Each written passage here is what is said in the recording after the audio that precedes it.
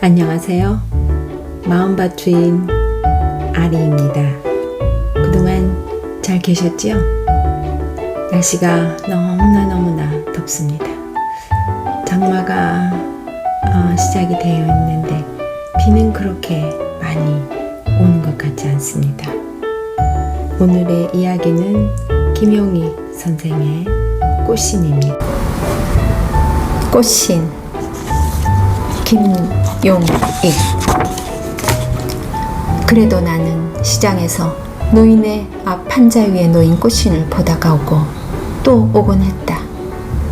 앞으로는 다시 오지 않으리라는 결심이 올 때마다 이 시장 모퉁이에 더 오래 있게 했다.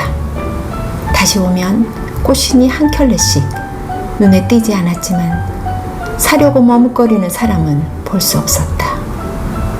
슬퍼서는 안 될 일이 슬프게 되어버린 어떤 결혼의 내 추억처럼 꽃신을 사가는 사람은 눈에 잡히지 않았다. 지금 저 판자 위에 꽃신 5켤레만이 피난민으로 가득 찬 시장에 공허를 담고 있다. 그것이 다 팔려가기 전 한 켤레 신발을 위해 돈 주머니를 다 털어버리고 싶지만 결혼 신발을 아닌 슬픔을 사지는 않을까 두렵다. 늦가을 채소 장수와 외롭고 미신 쫓는 얼굴을 보며 중얼거리는 점쟁이 사이에 앉은 신장수. 시장에 햅쌀을 찾아다니던 그날 나는 이 노인을 보고 가까이 다가갔다. 내가 부산에 오기 전 우리 집 울타리 뒤에 살던 신집 사람이라 알았을 때 걸음은 멈춰졌다. 전쟁을 피해 꽃신을 메고 온 그의 모습이 눈에 선하다. 가슴이 철렁하고 쓰라렸다.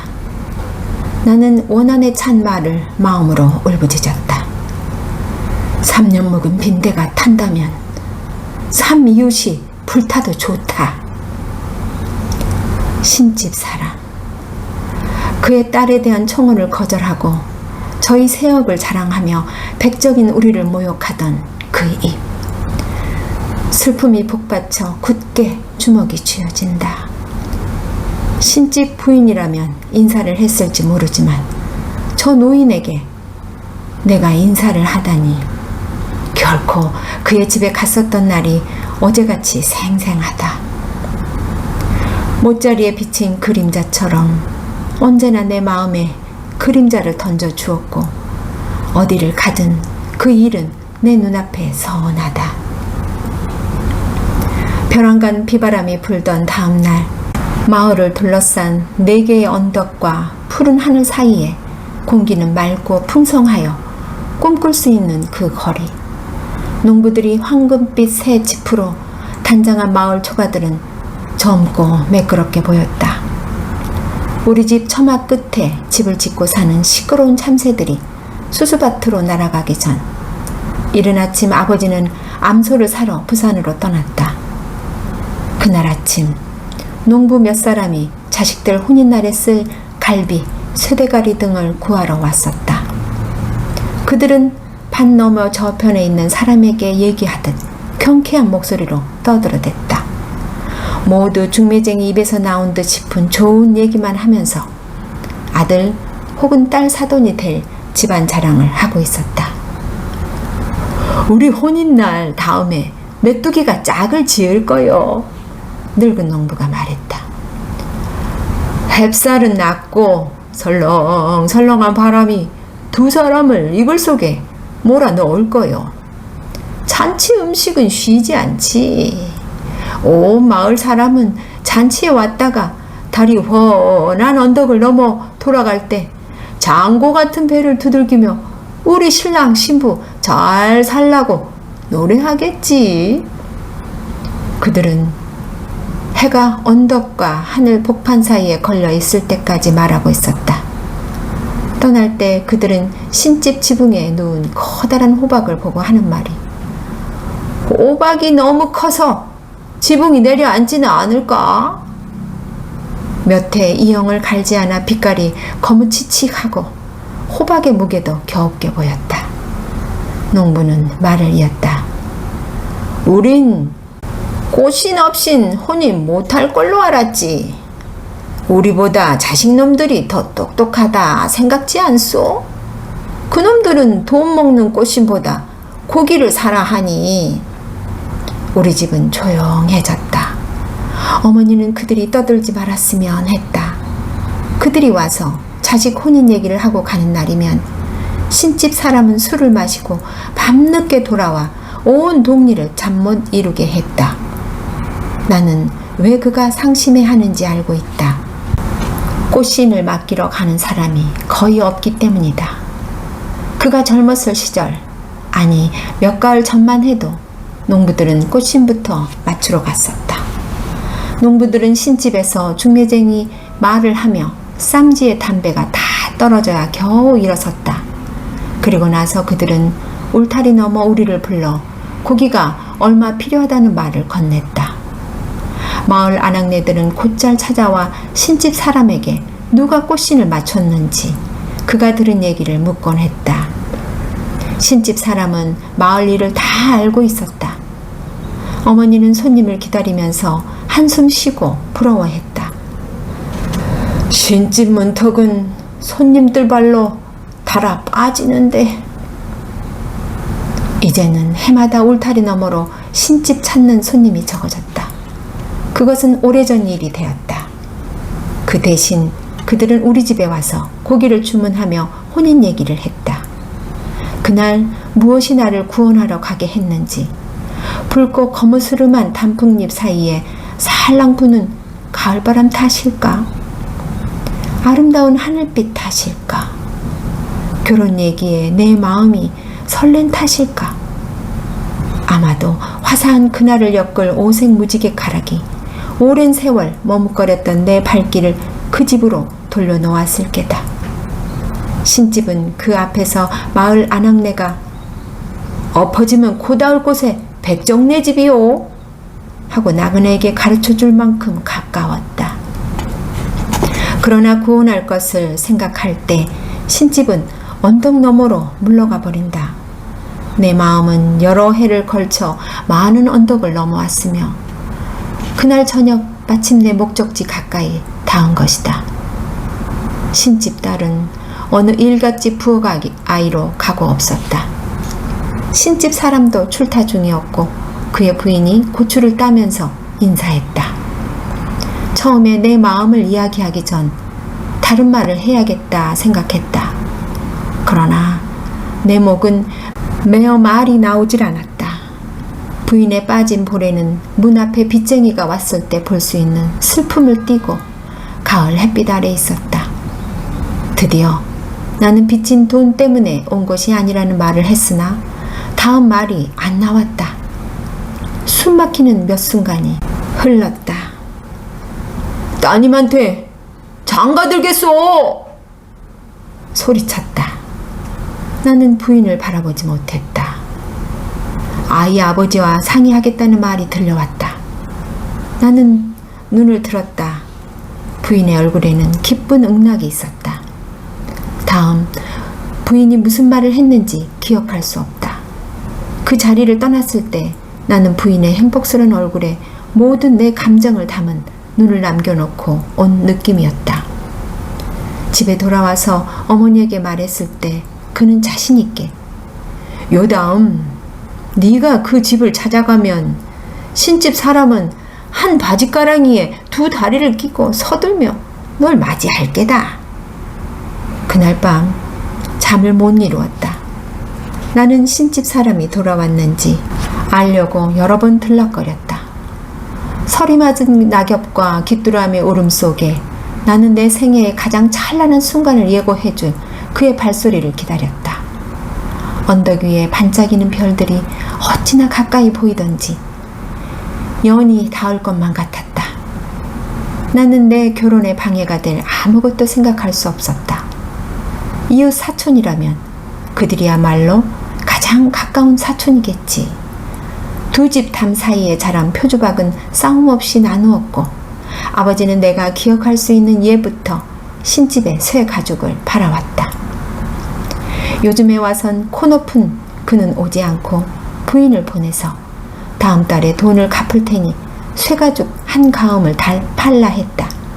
우리는 지불할 능력이 없음을 알면서도 2켤레 신발을 만들 수 있는 쇠가죽을 가져가게 했다. 신집 사람은 신발 재료가 없어지면 흥겨운 노래도 슬픈 가락으로 튀기며 술이 취해 밤중에 돌아와서 마을 사람들을 깨웠다. 신집 부인은 길에서 내 부모를 우연히 만나면 벼랑간 엉뚱한 동리 소문을 얘기하고 도망치듯 가버린다. 부인은 빈 얘기를 꺼낼까봐 그랬던 것이다. 신집 사람은 나를 좋아했다. 내가 울타리 높이만큼 클까 말까 했을 때 그는 일방에 흩어진 줄, 끌, 바늘 따위를 치우고 나와 그의 딸의 자리를 마련해 주었다. 그가 새가죽 바닥에 둥근 은빛 못을 받고 화려한 비단에 풀칠하여 붙이고 신발에 알맞은 빛깔의 장식을 하는 것에 나는 정신이 빠졌다. 그는 언젠가 나에게 이런 말을 했다. 네가 커서 장가들 때는 너하고 너의 신부 중매쟁이를 위해 제일 예쁜 꽃신을 만들어줄게.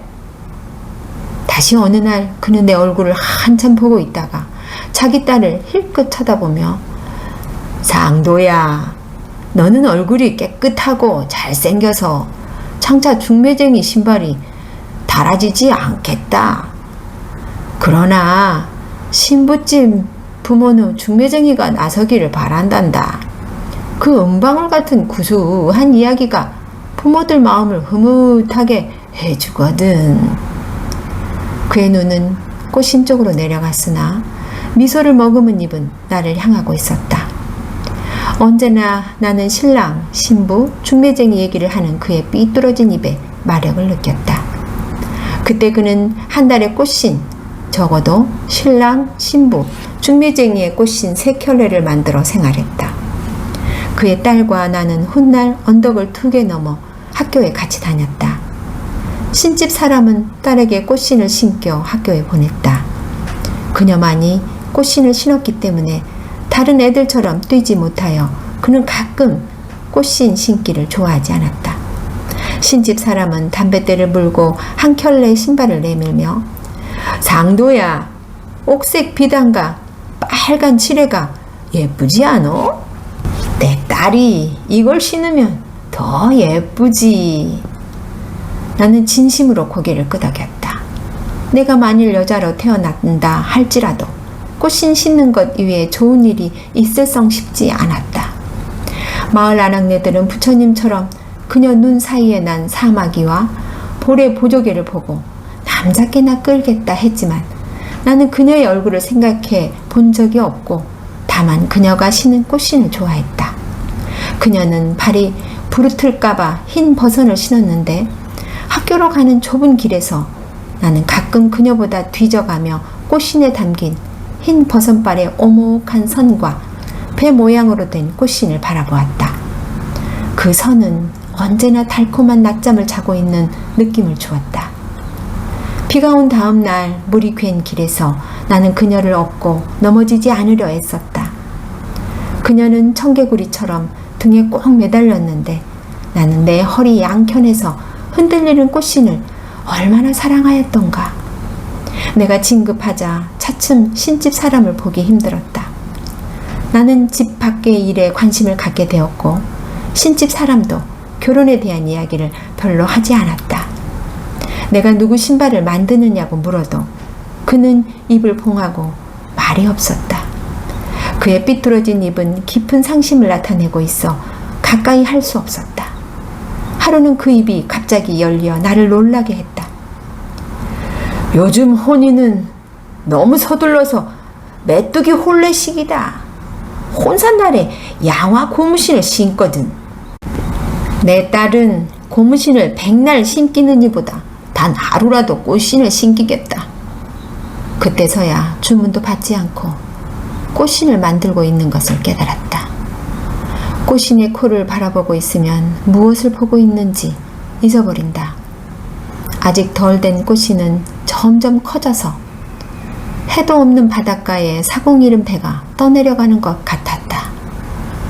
나는 왜 농부들이 저렇게 아름다운 꽃신을 원치 않는지 알 수 없었다. 신집 사람은 목덜미를 붉히며 말을 이었다. 그놈들은 꽃신 한 켤레 값이면 고무신 3켤레 살 수 있다고? 난 그들이 고무신 100켤레 갖다 주어도 내 꽃신 한 켤레하고 바꾸지 않을 기다. 어린 내 마음에도 그가 자꾸 가난해지는 것을 짐작했다. 오는 여름이면 비가 셀 지붕을 가을이 되어도 갈지 못했다. 그의 딸이 아주 적은 돈으로 고기를 사러 왔을 때 나는 얼마나 아버지가 덤을 많이 줄 것을 원했는지. 아버지는 꼭 덤을 주었다. 여름이 다 갔을 무렵 태풍 경고에 설레고 있는데 신집 부인과 딸은 조심스레 꽃신을 한 보따리 싸가지고 우리 집에 와서 밤을 지새웠다. 그들은 그들 집에 지붕이 날아갈까봐 두려워했던 것이다.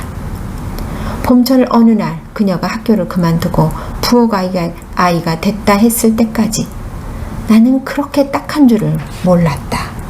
나는 그녀에게 떠나지만 않는다면 집에서 고기를 훔쳐내겠다고 말하며 애원했으나 기어코 떠나버렸다. 그녀는 기와집에서 일하고 있었다. 학교에서 집으로 오는 길에 나는 그 기와집 옆을 지나지만 안을 들여가지는 못했다. 나는 울타리하고 집 사이에 난 틈으로 발돋움을 하고 목을 뽑아 한 번만이라도 그녀가 마당에 나올 것을 기다렸다. 특히 비라도 심하게 온 다음이면 겨우 꽃신만이 처마 밑에 보인다. 왔다 갔다 하는 꽃신은 공중에 춤추는 것 같아 얼마나 아름다웠나. 나는 기와집에서 내 꽃신을 빼앗아 갔다고 생각했다. 그의 온 봄철 동안 청개구리가 논에서 울 때 나는 그 공중에 뜬 꽃신을 보러 갔다. 그러나 얼마 가지 않아 내가 뜰 안을 기웃거리는 것을 본 턱이 2개 있는 기와집 뚱보 영감이 앵두나무를 심어 울타리의 틈을 가려버렸다. 해가 저물면 마을 집들의 등잔이 켜지듯 소문은 퍼져서 사람들은 나를 보고 빙긋이 웃었다. 열을 띄운 신집 사람은 나에게 이렇게 말했다. 상도야, 나는 결코 값을 내리지 않을 기다. 나는 내 딸에게 부엌에서도 꽃신을 신기겠다. 그리고 딸이 시집갈 때 꽃신을 다 주워 보낼 기다. 그가 말하는 시집가는 날은 여러 산을 넘어야 할 그런 먼 일로 생각되었다. 나는 실망하며 내가 장가들 날까지 몇 켤레의 집신을 갈아 신어야 할 것인지, 신집 사람은 굵은 손가락으로 내 턱을 축혀 올리며 내 눈을 들여다보며 희망에 찬 듯, 요 다음 가을에는 어느 홍가에서 꽃신을 사겠지. 그러면 내 딸도 집에 돌아올 수 있을 거야. 그 해부터 앵두꽃은 5번이나 치고 둥근 열매를 맺었다. 그러나 그녀는 돌아오지 않았고 도리어 멀리 있는 다른 집에 가서 일하게 되었다. 이제 내가 청혼했으니 내일 큰 새가죽을 가지고 가서 그의 딸을 위해 가장 아름다운 꽃신을 만들어 줄 것을 부탁하리라. 혼인날이면 가마 타는 대신 이웃집끼리 우리 가족은 집에서 짠 하얀 배를 깔아 꽃신이 그 위를 밟게 할 것이다. 가을밤은 조용히 깊어갔고 나는 차가운 뜰을 몇 바퀴 돌았는지 그때 거칠고 취기 어린 신집 사람 목소리가 들렸다. 그는 자신이 만든 비꼬는 노래에 곡조를 실어서 부르고 있었다. 농부가 나에게 인사를 했다. 가을날이 참 좋군요. 여보, 신집 사람, 백호박들 잘 자랍니까? 잠시 후 네모진 미닫이에 그림자가 지나갔다. 신집 부인이 남편을 마중하러 일어났을 거라 생각했다. 몸이 떨렸다. 부인이 남편에게 전할 내 청혼 얘기를 듣고자 나는 울타리에 기대어 귀를 기울였다. 싸움 소리가 들려온다. 미닫이는 바람이 불어서 그런 것처럼 확 열리며 녹이 띈 목소리가 튀어나왔다. 내 딸을 백정네 집 자식에겐 안 주어! 나는 그 다음 말을 들을 때까지 내 귀를 의심했다. 백정 녀석에 빚진 게 있다고 내 딸을 호래비가 부엌두기 해먹듯 쉽사리 하려고 했지? 백정 녀석이 중매쟁이에 있다는 걸 알리 있나? 내 딸은 7마을에서 가장 훌륭한 꽃신장이 딸이야. 그 말은 그릇이 와그락 깨지는 것 같았다. 부인은 말을 막으려고 미친 듯 소리를 질렀으나 남편의 큰 소리에 눌린다. 쇠고기 덤이나 좀 있을까 해서 혀끝으로 한 좋은 말이 백정 녀석 마음을 크게 했다. 나는 혼인식 때 신는 꽃신장이다. 내가 기억한 것은 어머니가 내 발목을 잡고 허덕이며 어떻게 하려는 거야? 나는 손에 백정 칼을 들고 대문간에서 떨고 있는 자신을 보았다. 어머니는 칼을 빼앗았다. 나는 어머니가 그렇게 힘이 센 줄은 몰랐다. 어머니의 목소리는 놀랄 만큼 엄했다. 너는 손톱을 갖고도 남을 해치지 못해. 다른 사람들이 우리 백정을 어떻게 생각하겠니? 내 심장은 괄기로 굳는 것 같이 아팠다. 나는 내 팔을 깨물고 그 아픔을 잊으려 했다. 이것이 영원히 잊을 수 없는 쓰라림 일이라 깨달은 나는 땅을 치고 울었다. 여러 날 하는 집 안에 틀어박혀 처녀가 아이를 뵌 것처럼 햇빛을 피하였다. 해가 저물었을 때 나는 가까운 언덕에 가서 풀밭에 얼굴을 묻고 태산 같은 슬픔에 내가 찌그러지지 않았는가를 의심했다. 여러 사람들이 언덕을 넘어갔다. 어떤 늙은 부인의 흙 묻은 그 모양 없는 신발에 나는 구역을 느꼈다. 그가 신은 신발도 한때는 꽃신이었던가. 그 신발은 내 가슴처럼 무겁게 움직였다. 가을이 언덕을 넘어 멀리 갔다. 햇볕이 내리쬐는 밭에서 사방 언덕에서 나는 가을을 찾아볼 수 없었다. 눈이 와도 놀라지 않을 어두운 날 신집에 들어가는 중매쟁이를 보았다. 이미 밑바닥에 깔린 내 마음은 더 이상 내려앉을 수 없다. 다만 딸의 결혼에 쓸 거라고 쇠고기와 꽃신을 만들 쇠가죽을 사러 올 부인을 보는 것은 참을 수 없다. 어머니는 내 괴로움을 다 알아차렸지만 아버지는 얼마만큼이나 알아차렸을까? 아버지는 부산 쇠고기 시장에 있는 삼촌에게 나를 보내려 했다. 부모는 내가 이 골짜기를 빠져나가기만 하면 마음을 잡고 바람 부는 대로 방향을 바꿀 수 있을 것이라 생각했다. 어디로 가나 여자가 있다는 말을 하려고 애썼다. 아버지는 바로 내게 이런 말을 하지 않았지만 해가 짧은 겨울에도 걸어갈 수 있는 부산을 향해 떠날 때 그는 애매하게 부채질하는 투로 도회지 여자들과 바람을 피워라. 그러면 한 여자만 생각하지 않게 될걸. 봄은 동해로부터 부드럽지만 다소 매운 바람을 싣고 부산에도 찾아왔다. 봄바람은 도회지 여자들의 치마를 이리저리 나부끼게 했지만 나는 여자들과 봄바람을 쫓지 않았다. 내 마음은 언제나 어렸을 때 신집 일방에서 꿈꾸던 아름다운 꽃신 곁에 머물고 있었다. 그러나 이상하게 나는 이미 과거에 묻혀버린 미래의 신부를 그려볼 수 없었다. 그녀와 그녀의 꽃신은 눈앞에 나타나지 않았다. 나는 언제나 그녀 뒤를 따랐으며 꽃신 뒤축과 그녀의 흰 버섯 뒷모양만 바라보았다.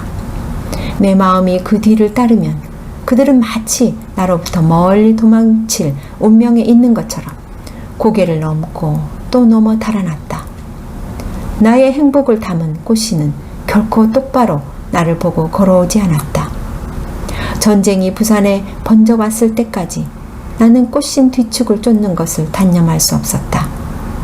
부모는 골짜기 집에서 피신하여 내 곁에 와 살고 있었다.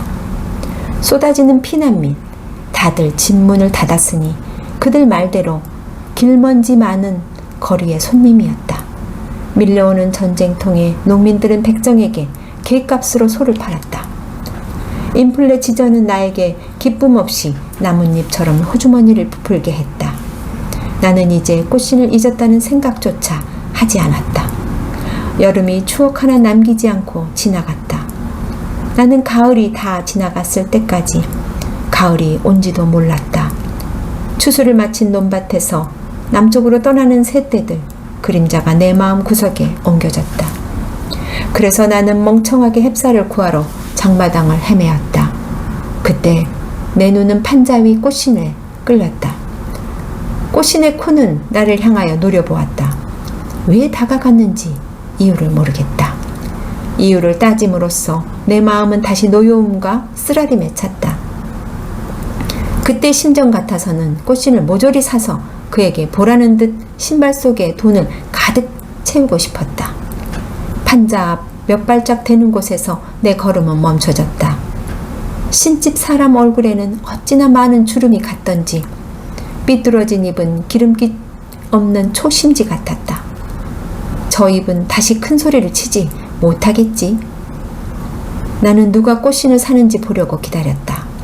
그러나 물건값을 물어보지 않고 못 베기는 장돌뱅이 외에 누구 하나 눈여겨보려는 사람조차 없었다. 장돌뱅이 한 사람이 소리쳤다. 아이고, 태물인 꽃신을 가지고 하늘값을 부르니. 여보 노인, 당신 자다가 남의 다리 긁는 게 아니오? 그는 장돌뱅이 욕짓거리에 무관하며 아직 꼬부라지지 않은 허리를 꼿꼿이 세우고 있었으나 그의 배는 등에 닿을 것 같이 보였다. 꽃신은 한 켤레 두 켤레 없어졌다. 나는 오고 또 오곤 했다. 노인의 물건이 차츰 줄어들자 그에 대한 날카로운 내 감정은 식어갔다. 그 대신 슬픔이 자리를 차지하였다. 날씨가 차지자 노인의 삐뚤어진 입은 흰 입김도 없이 기침을 했다. 꽃신을 다 팔고 나면 그는 어떻게 될지 걱정스러웠다.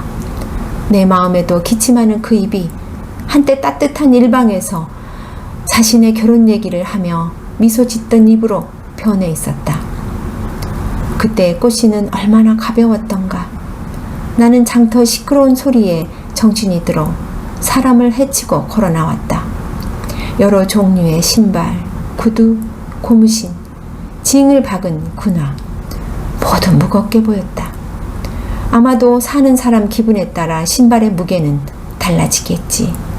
이 나라에는 꽃신을 채울 기쁨, 그런 기쁨을 가질 겨를이 없고 공허뿐. 때때로 나는 노인이 나를 알아보기를 바랐다. 그러면 나는 부인과 딸에 관한 말을 물어볼 수 있었을 것이다. 그러나 그는 나를 알아보지 못했다. 그의 깜빡이지 않는 눈에는 알아보는 흔적이 없었고 나도 말을 먼저 걸지 않았다. 나는 꽃신이 다른 사람에게 다 팔려가기 전 한 켤레 가지고 싶었지만 꽃신 아닌 슬픔을 사지는 않을까 두렵다. 나는 먹구름 속에 자취를 감추기 직전 길을 더듬어 보는 눈초리로 꽃신을 바라보았다. 꽃신이 3켤레 남았을 때 나는 그곳에 차마 가지 못했다. 예쁘게 꾸며진 꽃신의 코가 나를 바라보고 있다가 훌쩍 뒤돌아설 것 같아 더 이상 찾아 못 갔다. 첫눈은 일찍 왔다. 길 위에 남겨진 발자국은 꽃신이 밟고 간 것일까? 그 아름다운 꽃신이 젖은 것 같아 애처롭다. 불현듯 나는 빠른 걸음으로 시장에 달려갔다. 그때 심정은 노인이 꽃신을 가지고 나오지 않았으면 싶었으나 한편 꽃신이 있었으면. 장모퉁이 가까이 갔을 때 가슴이 뛴다. 검은 우산 아래 놓인 판자, 2켤레의 꽃신이 나를 보고 있다. 기뻤다. 그 기쁨을 나는 두 손에 꽉 쥐었다. 그런데 노인은 보이지 않았다. 휘어진 어깨에 노란 담요를 걸치고 한 부인이 눈을 막고 앉아 있었다. 부인은 자기보다 꽃신 위에 우산을 받쳐주고 있었다. 신집 부인일까? 처음 자신이 없었다. 그러나 신집 부인이었다. 눈은 비스듬히 내린다. 어서 신발을 싸서 돌아가지. 부인은 왜 저리 앉았는지. 양복 우쪼고리에 한복 바지를 입은 사나이가 발을 멈추고 안경 너머 꽃신을 보고 있다. 흥정하는 것 같다. 호주머니에 손을 놓고 돈을 찾는다. 나는 달려갔다. 손에 쥘 수 있는 대로 돈을 꺼내어 부인 앞에 내놓았다.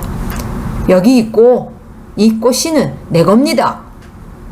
사나이는 매우 불쾌한 눈초리를 보냈으나 눈송이가 그의 안경을 가리지 않았다면 사나이의 노여움을 똑똑히 보았을 게다. 부인은 담요를 땅에 떨어뜨리고 마치 위조지폐로 그녀를 속이기라도 하는 듯 몸을 뒤로 사렸다. 잿빛 눈동자는 피곤해 보였고 슬프게도 무표정하며 앞으로 그림자 하나 더 받을 수 없는 겨울 길 같았다. 나는 급히 말을 이었다. 상도입니다. 아저씨는 어디 계시죠? 부인은 넋 빠진 사람처럼 나를 쳐다보았다. 그의 입술은 떨리기 시작하면서 이빨이 다 빠진 잇몸이 드러났다. 겨울바람처럼 메마르고 소리 죽인 울음이 들렸다. 나는 가족들을 잃은 늙은이의 우는 모습을 많이 보았다. 절망적인 일이 일어나는 것을 알았다. 나는 부인이 떨어뜨린 우산을 주워 들고 꽃신 위에 받쳤다. 눈보라는 꽃신 위에 날렸다.